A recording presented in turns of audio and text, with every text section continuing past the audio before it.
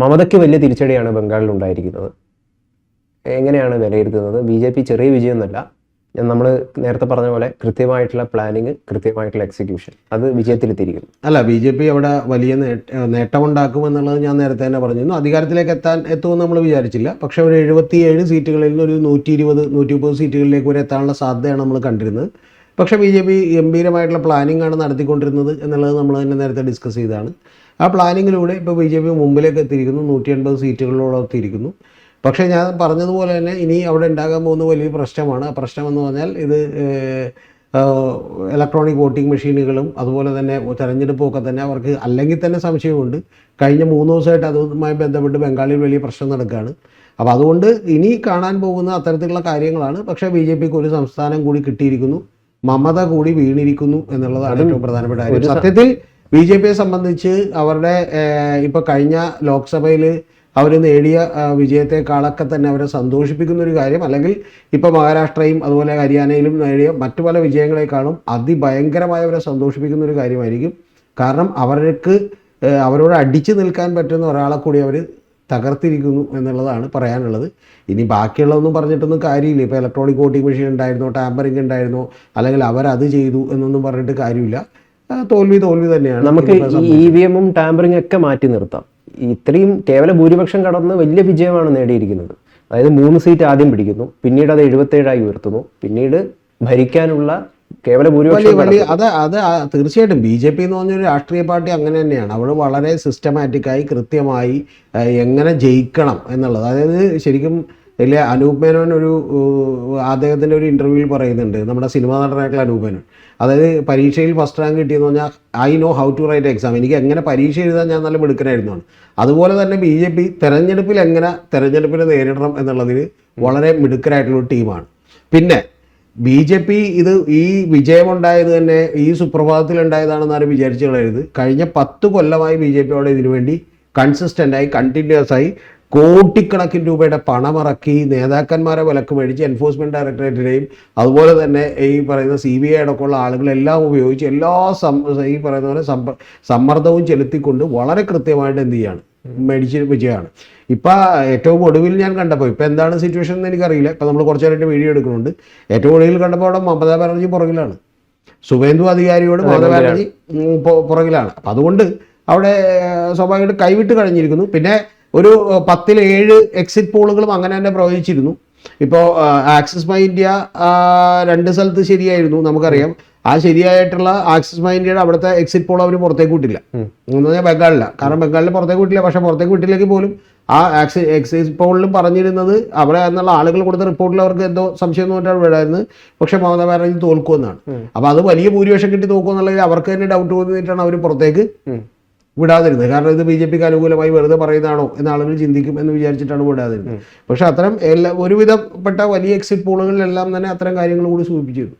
അതുകൊണ്ട് പക്ഷേ ഇത് വലിയ മാറ്റമാണ്. കാരണം ഇന്ത്യൻ രാഷ്ട്രീയത്തിൽ കാളിയൊക്കെ വിജയിച്ചു അല്ലേ? തീർച്ചയായിട്ടും. അല്ല, ഇത് മാത്രമല്ല, ഇന്ത്യൻ രാഷ്ട്രീയത്തിൽ തന്നെ ബി ജെ പി വളരെ ഭയത്തോടു കൂടി കണ്ടിരിക്കുന്ന ഒരു എതിരാളി കൂടി വീണിരിക്കുന്നു എന്നുള്ളതാണ്. എന്ന് പറഞ്ഞാൽ അവരെ സംബന്ധിച്ച് ഒരുപക്ഷെ ഈ കഴിഞ്ഞ ഒരു പതിറ്റാണ്ടിൽ അല്ലെങ്കിൽ ഒരു പതിറ്റാണ്ടോളമായി അവർ നടത്തിക്കൊണ്ടിരുന്ന ഒരു വർക്ക് അതിഗംഭീരമായി വിജയിച്ചിരിക്കുന്നു എന്ന് വേണം മനസ്സിലാക്കാൻ. ഈ ഘട്ടത്തിൽ എന്തായിരുന്നു മമതയ്ക്ക് സംഭവിച്ച പോരായ്മകൾ? ശരിക്കും പോരായ്മകളില്ലാതെ വെറും EVM ടാമ്പറിങ്ങും പിന്നെ ഇത് മാത്രമാണെന്ന് പറഞ്ഞിട്ടൊന്നും കാര്യമില്ല. അല്ല, EVM ടാമ്പറിംഗ് എന്ന് പറഞ്ഞിട്ടില്ല. എന്തായിരുന്നു മമതയുടെ പോരായ്മകൾ? അല്ല, മമതയുടെ പോരായ്മ എന്ന് പറയുമ്പോൾ നിങ്ങളിപ്പോൾ ഒരു സംസ്ഥാന തെരഞ്ഞെടുപ്പ് എടുക്കുമ്പോൾ സംസ്ഥാനത്ത് ഒരാൾ ഭരണത്തിലിരിക്കുകയാണ്. ആ ഭരണത്തിലിരിക്കുന്ന പാർട്ടി ഒരു 10 കൊല്ലം ആകുമ്പോൾ തന്നെ പ്രതിപക്ഷത്തിനൊരു അഡ്വാൻറ്റേജ് ഉണ്ട്. കാരണം അവരിന് തേനും പാലും ഒഴുക്കി എന്ന് പറഞ്ഞാലും കുറച്ച് കഴിയുമ്പോൾ ജനത്തിന് അതൊക്കെ ഒരു അവകാശമായി തോന്നുകയും ഇത് ഗവൺമെൻറ് തരുന്നതല്ല എന്ന് തോന്നുകയൊക്കെ ചെയ്യും. ഇപ്പോൾ നിങ്ങൾ അറിയേണ്ടത്, ഇപ്പോൾ ഫ്രീ ആയിട്ട് വൈദ്യുതി കൊടുക്കുന്നു, ഇലക്ട്രിസിറ്റി കൊടുക്കുന്നു എന്ന് പറഞ്ഞ് ഡൽഹിയിൽ 10 കൊല്ലമായി നമുക്കത് ഫ്രീ ആയി കിട്ടിക്കൊണ്ടിരിക്കണമെന്ന് വെച്ചോ. പിന്നെ നമുക്കതൊരു ഔദാര്യമോ ഗവൺമെൻറ്റിനോട് സ്നേഹമൊന്നും ഉണ്ടാവില്ല. കാരണം പിന്നെ നമ്മുടെ റൈറ്റായി മാറും. അപ്പോൾ ആ റൈറ്റായി മാറുന്നതിനെയാണ് തകർത്തടിച്ചുകൊണ്ട് ഈ പറയുന്ന ഇവർ കയറി വന്നിട്ടുള്ളത്. പക്ഷേ മമതാ ബാനർജി ഞാൻ പറയുന്നത് മമതാ ബാനർജി BJPക്ക് ഒത്ത എതിരാളി ആയതുകൊണ്ടാണ് ഇപ്പോഴും ശരിക്കും പറഞ്ഞാൽ മമതാ ബാനർജി അവിടെ ഏതാണ്ട് 100-120 സീറ്റുകൾ പിടിച്ചു നിന്നത്. അപ്പോൾ വേറെ ആരെങ്കിലും ആണെങ്കിൽ അതുപോലും തകർന്ന് പോയേനെ. അതുകൊണ്ട് BJP അതിന്റെ സകല ശക്തിയും എടുത്ത് ഇപ്പൊ മുസ്ലിം വോട്ട് ബാങ്കുകളെ സ്പ്ലിറ്റ് ചെയ്യിപ്പിക്കുക. നമുക്കിടയിൽ ഇപ്പൊ കണക്കില്ല, കണക്ക് പരിശോധിച്ചിട്ടേ പറയാൻ പറ്റുള്ളൂ. മുസ്ലിം വോട്ട് ബാങ്കുകളെ സ്പ്ലിറ്റ് ചെയ്യിപ്പിക്കുക, അതുപോലെ തന്നെ ഹിന്ദു വോട്ട് ബാങ്കുകൾ കൺസോളിഡേഷൻ ഉണ്ടാക്കുക. അങ്ങനെ ഒരു 10 കൊല്ലം 15 കൊല്ലമായി ഒരു കൺസിസ്റ്റന്റ് ആയി ആരെങ്കിലും അതിന്റെ പുറകെ നടന്നാൽ സ്വാഭാവികമായിട്ടും അവിടെ ഒരു വിജയം ഉണ്ടാവും. പ്ലസ് വലിയൊരു ഡിസഡ്വാൻറ്റേജ് മമതക്ക് ഉണ്ട്. കാരണം മമത എന്ത് തന്നെ പറഞ്ഞാൽ പോലും മമത ഭരണത്തിലിരിക്കുകയാണ്, മുഖ്യമന്ത്രിയാണ്. മുഖ്യമന്ത്രിയായി ഇപ്പൊ നാളെ ഞാൻ വന്നാലോ താങ്കൾ വന്നാലോ നമ്മൾ ഈ ഇപ്പൊ 3.5 കോടി വരുന്ന കേരളത്തിലെ ജനതകളെ മുഴുവൻ നമുക്ക് സംതൃപ്തിപ്പെടുത്താൻ പറ്റില്ല. അപ്പൊ ഒരു ചേഞ്ച് വന്നോട്ടെ എന്ന് എന്ത് ചെയ്യും വിചാരിക്കും. BJP അനുഭാവികളൊക്കെ പറയുന്നത് ബംഗ്ലാദേശികളുടെ മമത തോറ്റിരിക്കുന്നു എന്നാണ്. അല്ല 90 ഞാൻ പറഞ്ഞ അങ്ങനെ നോക്കുകയാണെങ്കിൽ ഈ 90-95 ലക്ഷത്തോളം വരുന്ന വോട്ട് ഇപ്പോൾ ഇതിൽ നിന്ന് ഒഴിവാക്കിയിട്ടുണ്ട്. അപ്പോൾ അതൊക്കെ തന്നെ ഒരുപക്ഷെ സംഭവിച്ചിട്ടുണ്ടാവാം. ഇപ്പോൾ ബംഗ്ലാദേശിൽ നിന്ന് ആരും അങ്ങോട്ട് കയറുന്നില്ല എന്നൊന്നും ഞാൻ പറയുന്നില്ല. പക്ഷെ കയറുകയാണെങ്കിൽ അതിൻ്റെ പ്രധാനപ്പെട്ട കാര്യം അതിൻ്റെ ഉത്തരവാദിത്തം കേന്ദ്ര ഗവൺമെൻറ് കൂടിയാണ്. അപ്പോൾ അതുകൊണ്ട് കേന്ദ്ര ഗവൺമെൻറ് അത് കൃത്യമായി തടയേണ്ടതാണ്. അപ്പം അല്ലാതെ സംസ്ഥാന ഗവൺമെൻറ് ഒന്നും പറഞ്ഞിട്ടൊന്നും കാര്യമില്ല. പക്ഷെ പ്രധാനപ്പെട്ട ഒരു കാര്യം ഇതൊക്കെ തന്നെ പറഞ്ഞാലും അവിടെയുള്ള ജനങ്ങൾ കൂടി വോട്ട് ഹിന്ദു ഏകീകരണം മാറ്റി ചെയ്തിട്ടുണ്ട്. ഹിന്ദു ഏകീകരണം ഉണ്ടായിന്നാണോ? ഹിന്ദു ഇതിന്റെ പിന്നിലുള്ള പ്രശ്നം എന്നറിയാം. ജനങ്ങൾ മുഴുവൻ വോട്ട് ചെയ്യുന്നത് ജാതി മതത്തിന്റെ അടിസ്ഥാനത്തിൽ മാത്രമൊന്നുമല്ല. ഞാൻ ഇപ്പം നമ്മളിപ്പോൾ മുസ്ലിം കൺസോളിഡേഷൻ അല്ലെങ്കിൽ ന്യൂനപക്ഷ കൺസോളിഡേഷൻ കൃത്യമായി UDF ഉണ്ടായി എന്നുള്ളത് ഒരു യാഥാർത്ഥ്യമാണ്. അത് നമ്മൾ മറച്ചു വെക്കേണ്ട കാര്യമില്ല. അതേപോലെ തന്നെ ബംഗാളിൽ 72% വരുന്ന ഹിന്ദുക്കൾ ഉണ്ടെന്നാണ് ഞാൻ മനസ്സിലാക്കുന്നത്. അത് BJPയിലേക്ക് ഏകീകരിക്കപ്പെട്ടോ? അല്ല, അത് ഏകീകരിക്കപ്പെട്ടുകൊണ്ട് കൂടിയല്ലെന്ന് ഈ താങ്കൾ പറഞ്ഞ ഇപ്പൊ കേരളത്തിൽ പോലും ഈ കൺസോളിഡേഷൻ ഉണ്ടായി എന്നുള്ളത് സത്യമാണ്. പക്ഷെ ആ കൺസോളിഡേഷൻ എന്ന് പറയുന്നത് ഇപ്പൊ ഒരു കമ്മ്യൂണിറ്റിയിലെ 10% ആളുകൾ മാത്രമേ അങ്ങനെ കൺസോളിഡേറ്റഡ് ആയി ഉണ്ടാവുള്ളൂ. ബാക്കി മഹാഭൂരിപക്ഷം പേരും പബ്ലിക്കറ്റ് ലാർജ്, അത് ഹിന്ദു മുസ്ലിം എന്നൊന്നും വേർതിരിച്ച് കണ്ടില്ലെങ്കിൽ പോലും അവർക്കെല്ലാവർക്കും തന്നെ ഒരു ഭരണകൂടത്തോട് എതിർപ്പുണ്ടാവും. ആ എതിർപ്പാണ് ഇതിന്റെ എല്ലാത്തിന്റെ അടിസ്ഥാനം. ഒപ്പം ഇതും കൂടി ആകുമ്പോൾ അതായത് ഇത്തരത്തിൽ ഒരു 10% 15% ആളുകളെ കൂടി ഇത്തരത്തിൽ സ്വാധീനിക്കാൻ കൂടി കഴിയുമ്പോൾ അത് പൂർണ്ണമാകും എന്ന് മാത്രമേ ഉള്ളൂ.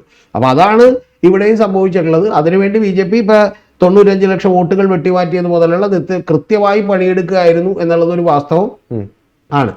ഇനി അവിടെ ഉയരാനിരിക്കുന്ന കാര്യം എന്ന് പറയുന്നത് അവിടെ വലിയ കലാപം ഉണ്ടാകും എന്ന കലാപം എന്ന് പറഞ്ഞിട്ടുണ്ടെങ്കിൽ അവിടെ തെരുവിൽ തന്നെ മറ്റേ കയ്യാങ്കളി നടക്കുന്ന സിറ്റുവേഷനിലേക്കായിരിക്കും വെസ്റ്റ് ബംഗാൾ പോവുക. കാരണം എന്ന് വെച്ചിട്ടുണ്ടെങ്കിൽ മമതയ്ക്ക് ഇപ്പോഴും അവിടെ കരുത്തുണ്ട്. പിന്നെ അവിടുത്തെ രാഷ്ട്രീയത്തിലൊരു പ്രധാനപ്പെട്ട വിഷയമുണ്ട്. ഭരിക്കുന്നത് ആരാണോ അവരുടെ ഗുണ്ടകളൊക്കെ അവരുടെ ഒപ്പം ചേരും. ഈ മമതാ ബാനർജിയുടെ ഭരണത്തിനെതിരെ വലിയ വികാരമുണ്ട്. കാരണം എന്ന് വെച്ചിട്ടുണ്ടെങ്കിൽ ഗുണ്ടകളെല്ലാവരും അവരുടെ പാർട്ടിയിലാണ്, പലപ്പോഴും ലോക്കൽ നേതൃത്വന്മാർ അവരുടെ കൂട്ടത്തിലാണ്, പോലീസ് അവരുടെ കയ്യിലാണ്. അത്തരത്തിൽ നിരവധി കാര്യങ്ങൾ. പിന്നെ അഴിമതി ചെയ്തിട്ടില്ലെന്ന് നമുക്ക് ഒരിക്കലും പറയാൻ പറ്റില്ല. അഴിമതിയുടെ കൂത്തരങ്ങായി നടക്കുന്ന ഒരു സ്റ്റേറ്റാണ്. അപ്പം അത്തരത്തിലുള്ള നിരവധി പ്രശ്നങ്ങൾ അവിടെ ഉണ്ട്. ഈ ഒരു വിജയത്തെ BJPക്ക് നിലനിർത്താൻ പറ്റുമോ?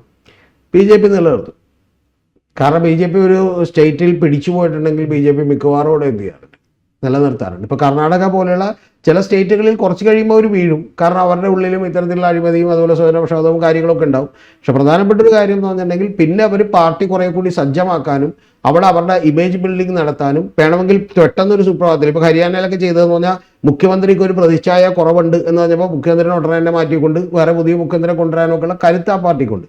അതുകൊണ്ട് അവർ കറക്റ്റീവ് മെഷേഴ്സ് എടുത്തുകൊണ്ട് അവരെന്ത് ചെയ്യും, നിലനിൽക്കും. പ്ലസ് മറ്റ് വികാരങ്ങളൊക്കെ അവർ കുറച്ചുകൂടി കൃത്യമായി കൂട്ടുകയും ചെയ്യും, ഒരു കൺസോളിഡേഷൻ ഉണ്ടാക്കുകയും ചെയ്യും. എന്നാലും ബംഗാളികൾ മീൻ കഴിക്കാനൊന്നും ബുദ്ധിമുട്ടൊന്നും നേരിടില്ല. മീൻ കഴിക്കാനൊന്നും ബുദ്ധിമുട്ട് നേരിടില്ല. അങ്ങനെയൊന്നും നേരിടാൻ ഇവിടെ പറ്റിയില്ല. BJP അധികാരത്തിലേക്ക് വരുമ്പോഴേക്കും എന്ന് പറഞ്ഞാൽ BJP അത്തരത്തിൽ മാറും. കുറച്ചുകൂടി കൾച്ചറുമായിട്ട് ചേർന്ന് പോകും. അല്ലാതെ പിന്നെ കൾച്ചറൊക്കെ മാറ്റാൻ ചെറിയ ശ്രമങ്ങളൊക്കെ ഉണ്ടാവും. പക്ഷേ എങ്കിലും അവർ താൽക്കാലികമായി ഭരണം വീണ്ടും നിലനിർത്താൻ വേണ്ടി അത്തരം കൾച്ചറുകളായിട്ട് ചേർന്നൊക്കെ പോകും. ഇത് ആകെയുള്ള പ്രശ്നം എന്ന് പറയുന്നത് മമതാ ബാനർജിയുടെ പാർട്ടിക്ക് എന്ത് സംഭവിക്കും എന്നുള്ളതാണ്. കാരണം അവരിങ്ങനെ ദുർബലമായി പോയാൽ സ്വാഭാവികമായിട്ടും ഇന്ത്യ മുന്നണിയിൽ ഏറ്റവും സോൾഡ് ആയിട്ടുള്ള കക്ഷി എന്നുള്ള നിലക്ക് പ്രതിപക്ഷം മാത്രമല്ല കനലിന്റെ ഒരു തരി പോലും ഉണ്ടായില്ല എന്നുള്ളതാണ്.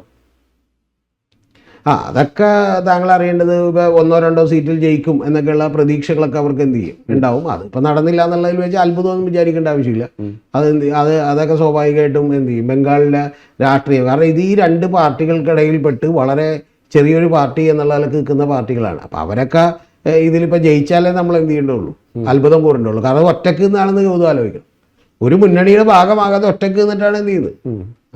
അത് 10-27 കൊല്ലം അതിനു മുമ്പ് ഭരിച്ചിട്ടുള്ള കോൺഗ്രസും തകർന്നു, CPM 34 കൊല്ലം ഭരിച്ചിട്ടുള്ള CPM പറഞ്ഞു.